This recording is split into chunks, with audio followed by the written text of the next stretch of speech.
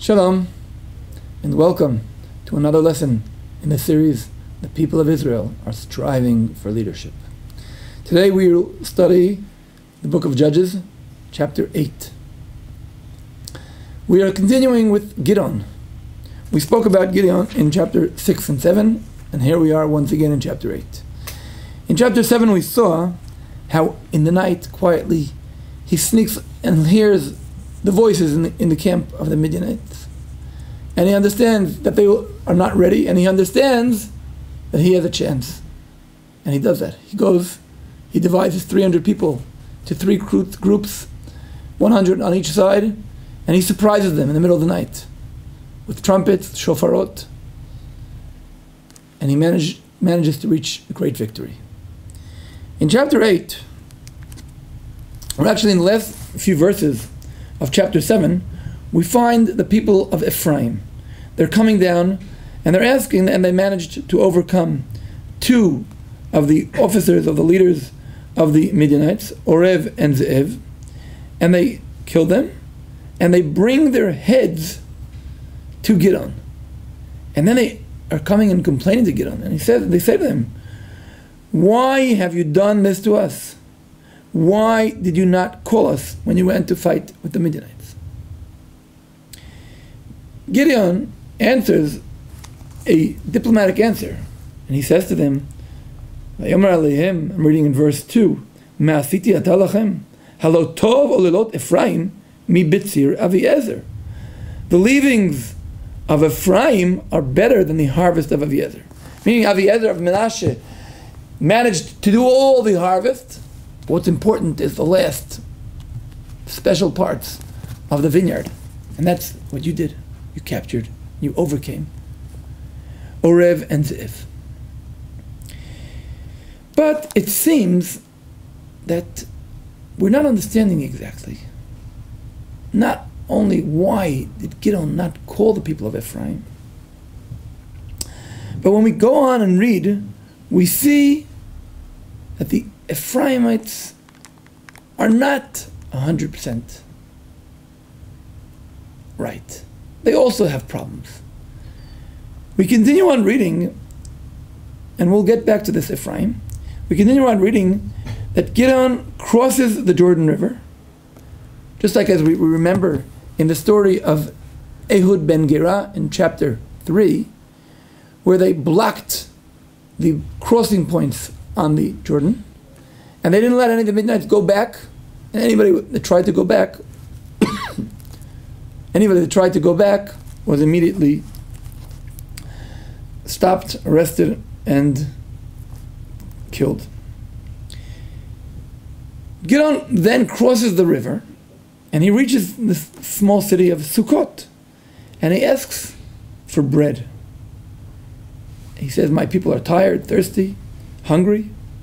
I'm running after the two kings of Midian, Zebach and Salmunah. Please, give us some bread." And they say, "No, have you already captured Ze'ev and Salmunah? Are they already in your hand that we should give you food?" Gidon answers them, "Don't worry. When God delivers Zebach and Salmunah to me, I will thrash your flesh with desert thorns and briars for this. When God gives them to me." Later on, something similar happens when they reach Penuel. And the people of Penuel answer the same thing. And here he says, "When I return, I will break down your tower." And we feel that Gidon is a little bit overdoing it. Zebach and Salmunah are the two kings of Midian. The people of Sukkot and Penuel are actually the situation, I would say, the financial situation, the situation, there's a lack of bread. How can Gidon demand bread from Sukkot and Penuel? And maybe they're afraid of Zebach and Salmunah. Maybe they truly are afraid that Zebach and Salmunah, the Midianite kings, will overcome Gidon. And then they will be in a bad situation. So why does Gidon so strongly angry with them, aggravated with them, mad at them, way more than he answered Ephraim? Anyway, Gidon continues on with his troops. He manages to reach Zevach and Salmunah and to get rid of their 15,000 soldiers. And they manages to overcome these two kings, Zevach and Salmunah. He comes back, as he promised, in verse 16, Vayikach et ziknei ha'ir v'et kotzei hamidbar v'et habarkanim. Gidon takes the elders of the city, he brings thorns and briars, and with them he thrashed the men of Sukkot. He deals and overcomes the leadership of Sukkot. He then goes on, he breaks down the tower of Penuel. Not only does he do this, he kills the men of the city. He then again refers to Zevach and Salmunah, and he says to them, what was the story in Tavor? And they said, yeah, we killed people that looked just like you. He said, yeah, that was my brothers. If you wouldn't have killed them, I would have saved you now. But you killed them, and now's your time. He turns to his oldest son, Yeter. He says to him, go ahead and kill Zevach and Salmunah. Yeter is a little bit afraid, and Gidon does it by himself. In order to understand the story we see here, we have to go and try to understand what is going on exactly. We say the people of Ephraim come and say, why didn't you call us? And we managed to overcome Orev and Zev, and here are their heads. Why did they bring him their heads? What is Gidon opening a collection of skeletons? No. He's not collecting skulls. So what is the story here? It's quite obvious. And this is maybe one of the main lessons we learn from the story of Gidon. Gidon manages to overcome 120,000 soldiers of Midian by surprising them in the middle of the night. Everybody's celebrating. The people of Ephraim come and say, look, we also took part and we managed to overcome Orev and Zev. And they're all celebrating. They're here. Victory's already in our hands. Gidon continues. And this is maybe the most important verse in this chapter. Vayavo Gidon HaYordena, verse 4. Gidon comes to the Jordan, reaches the Jordan, he and 300 men that with him, and crossed over, exhausted but still in pursuit. What happened? If all the people are celebrating, people of Ephraim, why didn't you call us? Okay, now you're here. Why didn't you join Gidon? This is maybe the main point. And this will maybe help us understand the story of the choosing of these 300 people. If we recall, in chapter 6, Gidon calls the people. And then in chapter 7, after 30,000 join him, he then says, whoever wants to go back home. He's remaining with 10,000. They go down to the water, and God says, choose the 300 that brought the water up to their mouth. What is this story? The concept here is very understandable. Sometimes you can overcome an army, you can reach a point where you manage to kill 90% of the soldiers of the Midianites, but you still lose. Why? Because your soldiers are celebrating too early. The people of Ephraim come to bring their heads and say, look, here we are, we're great. No. Why didn't you go on? No, they're too tired. Who is going on? Those 300 people, who when they got to the water, they didn't lose their heads. They understood, we have to go ahead. We have a long way to go. And then he runs after the kings of Midian, Zevach and Salmunah.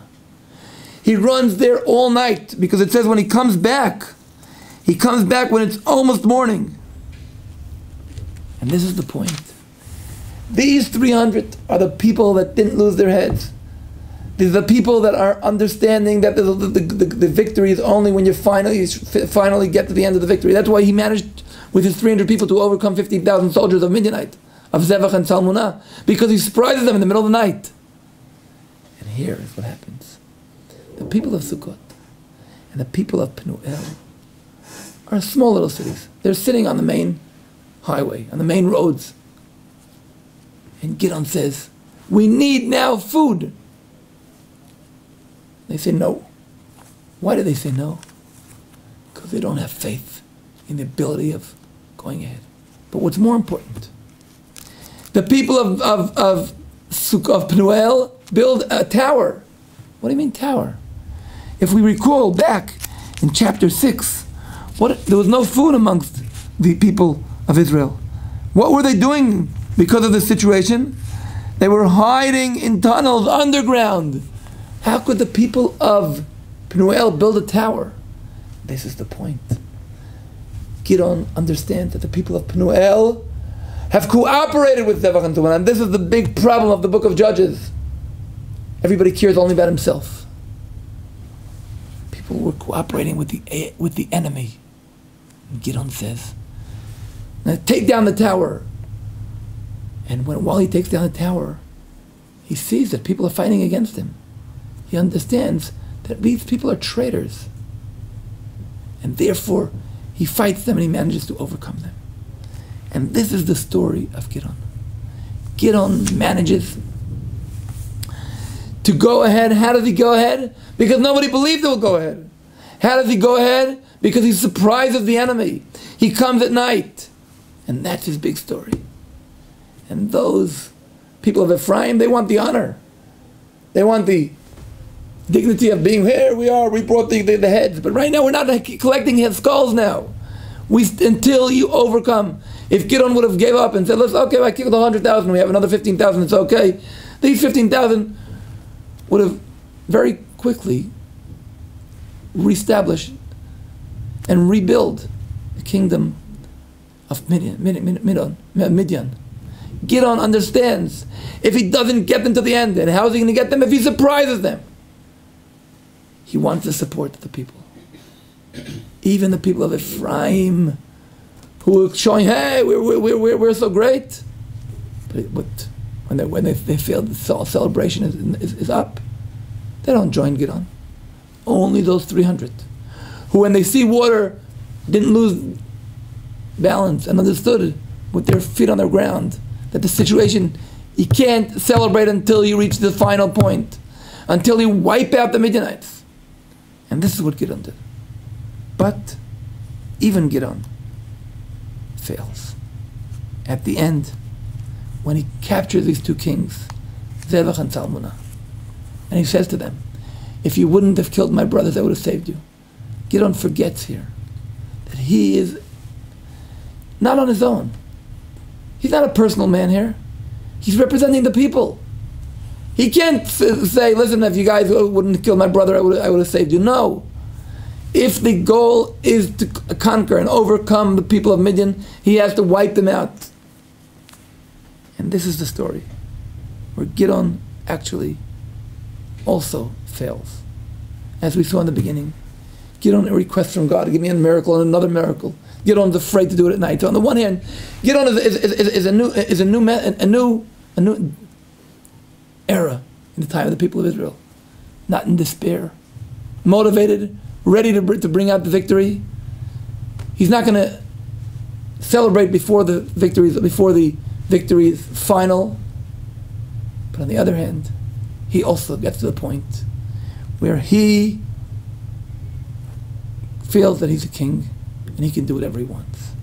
And therefore we see at the end of Gidon's days, some of the people go back to the idol worshipping. So Gidon was a light, a beautiful lightning in a time of darkness. But still, the people of Israel are striving for a steady, stable, long-lasting leadership. The book of Judges, we see that each tribe is dealing with their own selves and don't understand the need for a united leadership. We have still a long way to go. Shalom.